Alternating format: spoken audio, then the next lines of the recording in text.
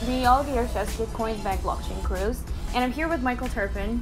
He's I should say a star of a conference and a CEO of Transform Group, a serial entrepreneur investor, and a man who actually won a lawsuit case of a SIM swap attack.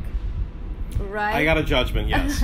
We have to still collect it, but against one of the SIM swappers, correct. I know it's all over the news. I can't help but ask about that.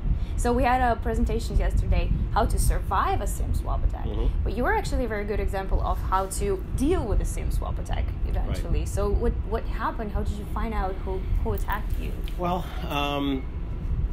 we immediately went to the FBI and to Secret Service and to various different groups. And we also you have to do your own research too, because they take their own time, and I hired a very good lawyer. And also just once the first person got arrested, I started getting tips from other people in the gang who wanted to, roll on one on the other and give us clues and things like that. So every weekend my phone would light up from people who allegedly were best buddies of the criminals, but they're not criminals themselves, and would give us information. So we pretty much now, even though no arrests have been made, we were able to go and get a civil RICO action against Nicholas Truglia, because he was picked up on 6 other SIM swaps, and he's sitting in prison. That was Homeland Security that arrested him. They move a little bit quicker than some of the other agencies. And in his bail hearing, they presented that he was a flight risk because in his iMessages on his iPhone, the day of my attack, he bragged about it to his dad and to his best friend, said, "Hey, I'm rich now, I got $20 million, et cetera, et cetera." And so they said, "Hey, he's a flight risk," because and we saw that and said, that's pretty good evidence. At the same time, we had somebody who was a good friend of his who basically had taped some conversations, and we put them all together and went to court and got the very first racketeering civil judgment against anybody in a SIM swap case. So the entire amount lost, which was $24 million at the time, was the all-time high day of cryptocurrency. And there's no Bitcoin involved. It was just altcoins that they then stole and turned into Bitcoin. But the law is that I'm due what was stolen the day of the attack. And the RICO Act has everybody in the gang equally responsible for the full amount. And we also got granted 3 times the amount as sort of punitive damages. And so we have that. Now we just have to go and find the assets that we believe that he still has assets hidden away for at least part of that. What about AT&T lawsuit? AT&T is a different case. That's a federal court case. And the federal courts this was a state case that we ended up getting the judgment. And he didn't defend the judgment, so it was a default judgment. So those happen more quickly. AT&T obviously is fighting it, and they're also doing a very good job of the delay game in terms of changing law firms, asking for more time, putting out 45 pages of explanations of why they think that every single thing that we're suing for is ridiculous and should never even go to trial, and then another 9 pages of things that they want to have suppressed, and which are things that should not be suppressed or public record. The federal court system is clogged up right now. It's in the 9th Circuit, which is where, all of the Trump immigration cases are. So they're clogged. We presented the suit to AT&T in February this year of 2018. Oh, and they made, some noises that they might want to settle with me. We believe those were not particularly sincere, since their offer they came back with was 0 and said, "We're not criminals, we're a phone company. We have no responsibility for security," which is a shocking thing for somebody who has full-page ads saying how security is the most important thing for them. And it'll be up to the court to decide. So we do have a federal judge that is now weighing the motions that were given to them in December. He was supposed to get back to us in January. We're now in June. But there's no law about how long they can take to come up with this, so we expect some point this year they're going to set a trial date, and this could be a couple of years until it's decided. It'll take forever, right? But we feel really good about our case. Which is another precedent, I guess. So this one is primarily, there's 16 counts, but it's primarily against AT&T for gross negligence. The fact that there have been hundreds of known SIM swaps involving AT&T. There have been other people arrested for being bribed as store clerks to give things to the gangs. They know that this is happening. There's no way they can claim innocence. We could never know that this would happen. Well, after a couple of hundred times, you should know that it's happening, and you need to figure out a solution to it. And the solution is really quick. And I have a couple of states and territories now that are looking at legislation to sort of, help the rest of the industry, even though it won't help me, which is to mandate that you have to cover your password. Most people don't realize that, unlike a bank, when you go and put in your 4-digit PIN code, if you forget it, you can't go to the teller and say, "Can you tell me my PIN code?" True. No. But with the phone company, you actually tell them your 4-digit, or if you're high security, your 6-digit code, and they just call it up. So it doesn't matter if it's 600 digits. They have it openly to look at and to be bribed at. Just a few weeks ago, two young gentlemen who were employees of the AT&T store in Tucson, Arizona, were arrested for being bribed for 41 phone numbers that were hacks during Consensus in New York last year that led to several $1 million worth of thefts. They got paid $4,500. That's it. About $100 a phone number. Someone has to take responsibility for that. And they're saying, not our fault, just rogue employees. Well, we'll see what the courts say about that. We'll see.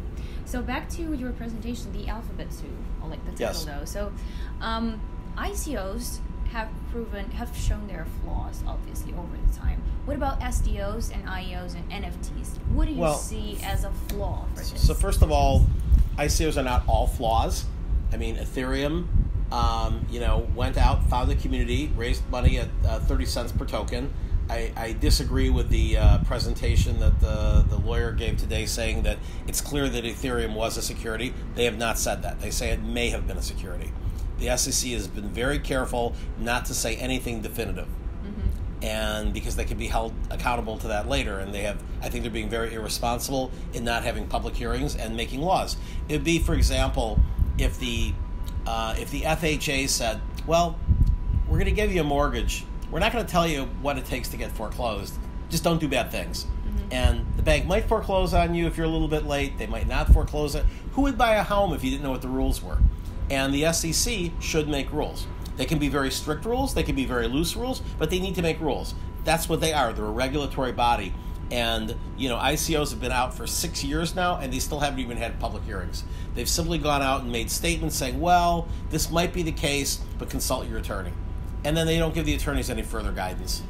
So I think that's irresponsible. And so that's why ICOs are simply going out of the United States.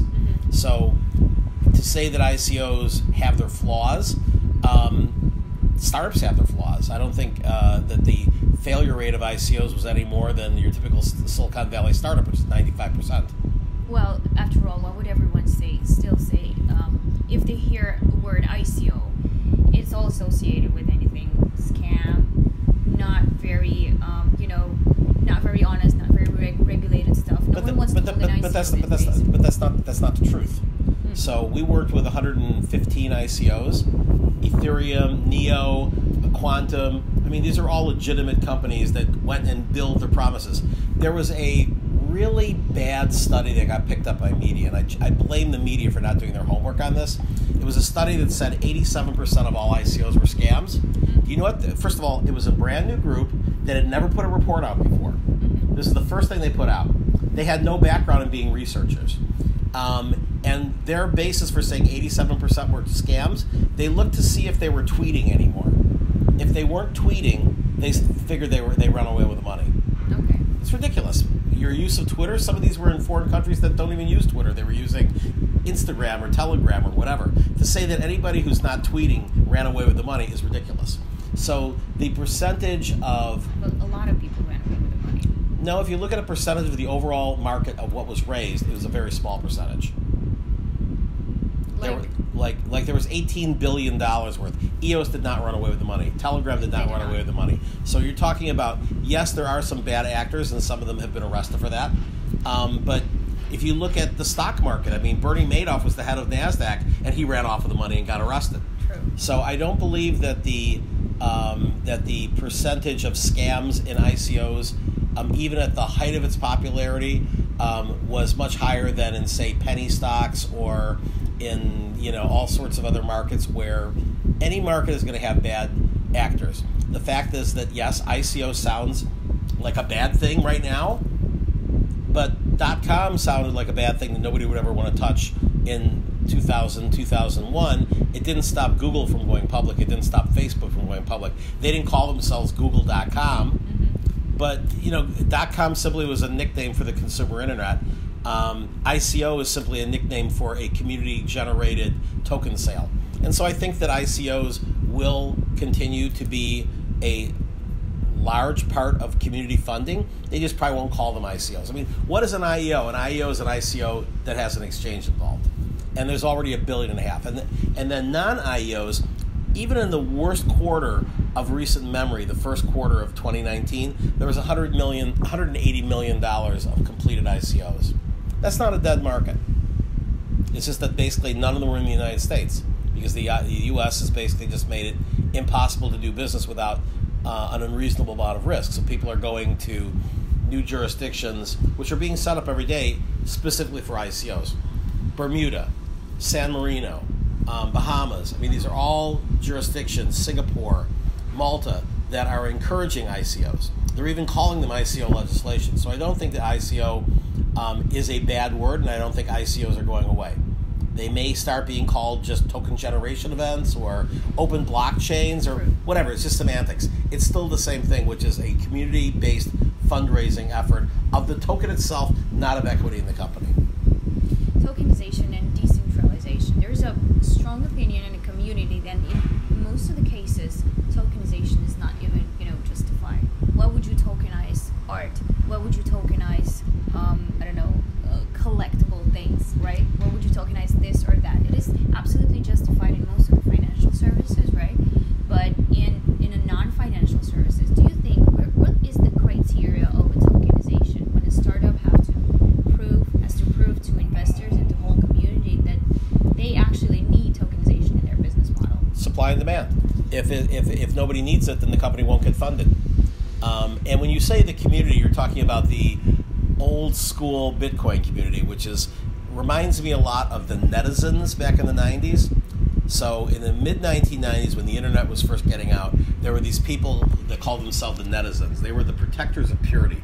They're kind of like the Bitcoin maximalists. Anything on the internet should stay pure, and it's all about a censorship-proofed community, where there was the Electronic Frontier Foundation was publicizing sort of this standard that there should never be advertising on the internet, and that there should be it should be censor-proofed. And there was a T-shirt that was going around that said the internet senses censorship as damage and routes around it. So that was sort of like your early idealistic decentralization of content, right? The internet. And I literally had clients that were doing advertising models in the mid-90s. I had reporters that refused to write about them because they said, we can't write about that. That's a scam.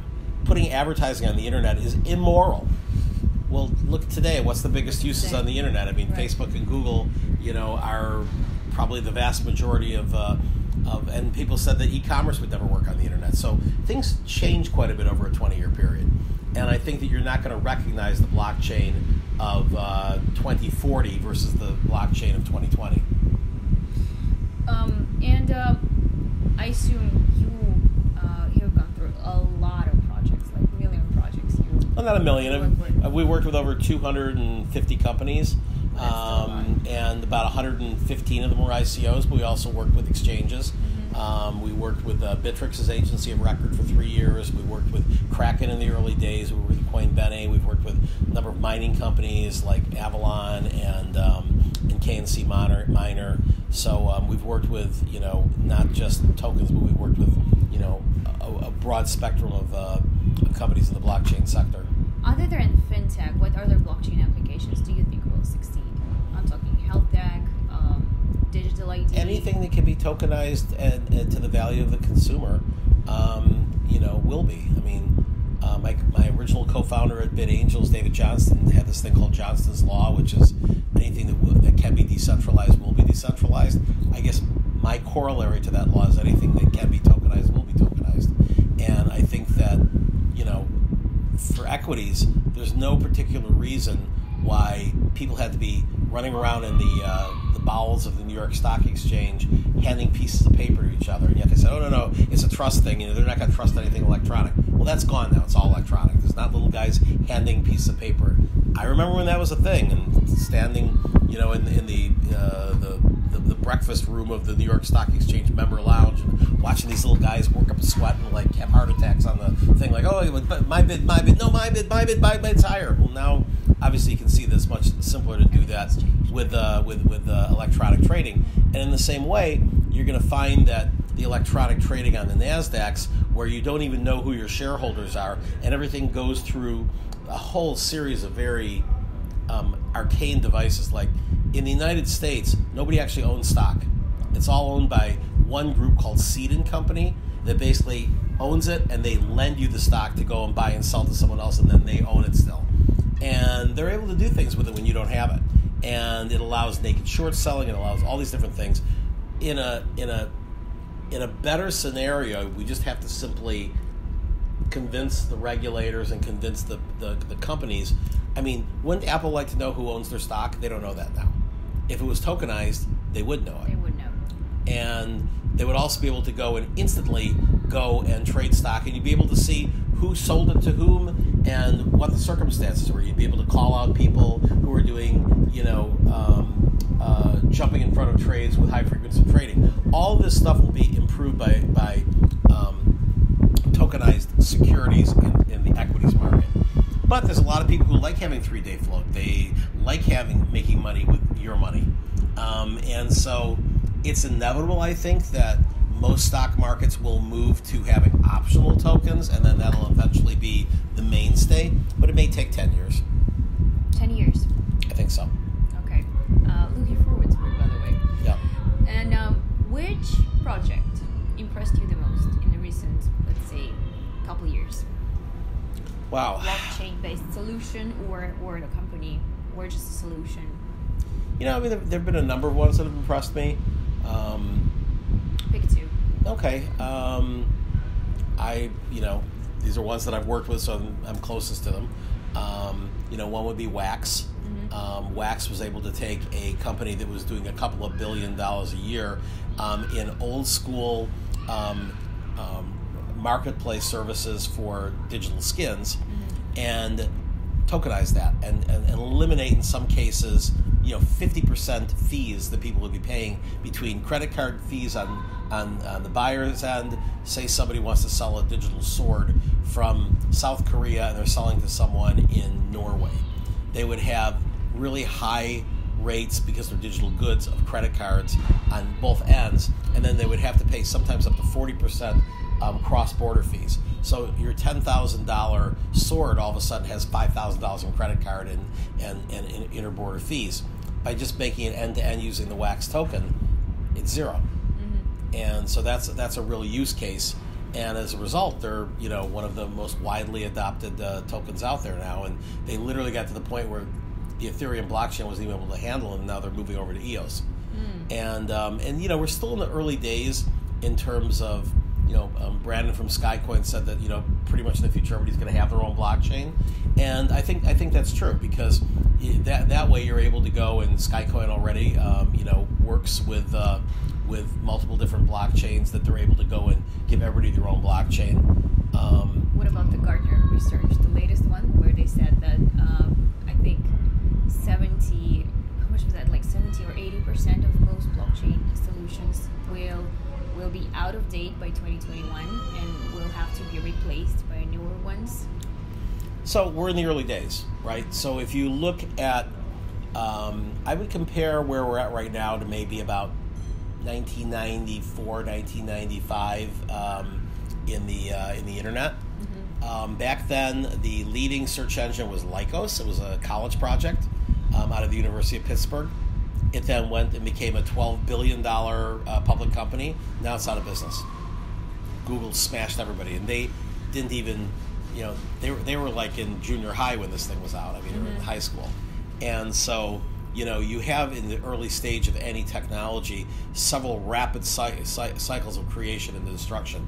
So it wouldn't surprise me at all that if we're looking 5 years from now, that there may be 5 blockchains that don't even exist right now that wipe out the current leaders in terms of smart contracts, in terms of tokenized platforms, in terms of even private payments.